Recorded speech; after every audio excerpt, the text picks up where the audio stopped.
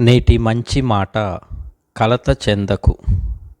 నిన్ను ఎవరైనా కాదనుకుంటున్నారు అంటే నీవు బాధపడవలసిన విషయం కాదు. వారు నిన్ను దూరం చేసుకున్నందుకు వారు తర్వాత బాధపడవలసిన పరిస్థితి వారికి వస్తుంది. కనుక నీ నుండి ఎవరైనా దూరమైపోయి నిన్ను బాధిస్తుంటే, వేధిస్తుంటే నీవు కలత చెంది కళ్ళల్లో నీళ్లు పెట్టుకోకు. మనుషులను ఆసరాగా తీసుకుంటే బాధలే పడాలి. అదే దేవుణ్ణి ఆసరా చేసుకుంటే ఏ బాధలు ఉండవు. ఇప్పటికైనా గ్రహించు.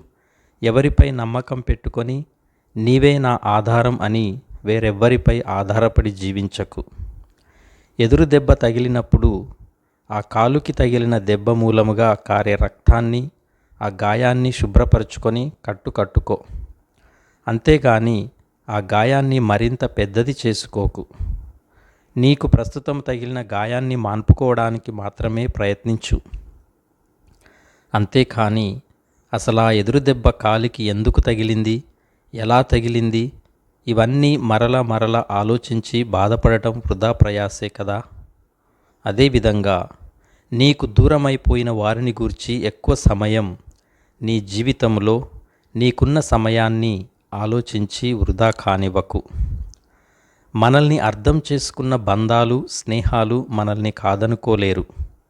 మనల్ని సరిగా అర్థం చేసుకోలేని వారే మనల్ని దూరం చేసుకుంటారు.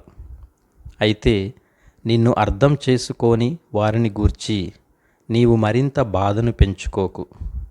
అది పూర్తిగా వారి ప్రాబ్లం, నీ ప్రాబ్లం కాదని గ్రహించి నీవు ముందుకు సాగిపో.